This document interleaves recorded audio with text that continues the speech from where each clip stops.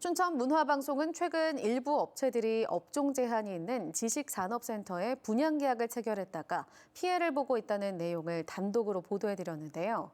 MBC 취재 결과 당초 춘천시가 승인했던 사업 계획서에도 입주 불가능 업종이 일부 포함된 것으로 확인됐습니다. 춘천시는 사태 수습에 나섰습니다. 이송미 기자입니다.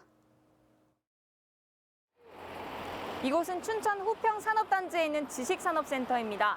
입주가 불가능한 업종인데 계약을 했다며 피해를 호소하는 업체들은 계속 나오고 있습니다. 여행사를 운영하는 한 업체도 2년 전 지식산업센터 분양 상담 당시 모든 업종이 입주할 수 있다는 안내를 받았다고 주장합니다. 2021년 10월 2천만 원을 내고 분양가 2억 2천만 원의 사무실을 계약했습니다. 하지만 최근에서야 여행 사업이 입주할 수 없는 업종인 걸 알게 됐다고 말합니다. 분양받을 때 모든 거 다 들어올 수 있다 그러니까 제가 분양을 받은 거겠죠. 그렇지 않고 뭐 조건 따져왔으면 내가 그 분양 뭐라고 받아요.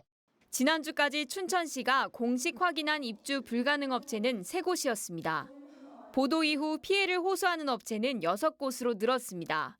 왜 이렇게 됐는지 춘천시가 처음 승인했던 시행사의 사업 계획서부터 다시 분석했습니다. 지난 2020년 5월 춘천시가 승인한 공문에는 제조업과 지식산업, 정보통신업만 공장시설로 들어올 수 있다고 제대로 나와 있습니다. 하지만 시행사가 제출한 사업 계획서에는 입주할 수 없는 업종인 기술과 직업훈련학원, 세무사업이 들어가 있었는데도 춘천시가 그대로 승인했습니다. 산업직접법은 공장시설과 일반 지원시설을 나누고 있는데 지원시설로 입주 가능한 업종이 공장시설에 잘못 포함된 겁니다.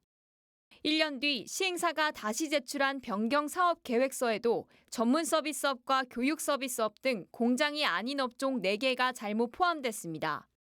춘천시는 이 변경 사업 계획서도 승인했습니다.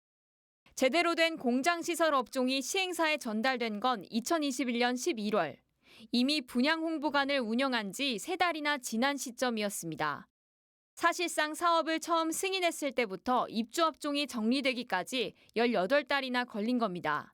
그러니까 산지법 또는 우리 관리기본계획에 들어가면 지식산업센터에 들어올 수 없는 부분이 있어요. 기업에서도 이제 분양을 해야 되고 이제 급한 그런 상황이 처하다 보니까 춘천시는 공장이 아니더라도 업종을 바꿔서 입주할 수 있기 때문에 사업 계획서를 승인했다는 입장을 밝혔습니다. MBC의 피해를 호소한 6개 업체 중 시행사와 공문이 잘못 오간 한 곳에 대해서만 책임을 인정했습니다. 또 입주 불가능 문의가 들어오는 업체들에 대해서는 업종을 바꿔주는 방식으로 사태를 수습하고 있어 피해를 주장하는 업체와의 갈등은 쉽게 풀리지 않을 전망입니다. MBC 뉴스 이송미입니다.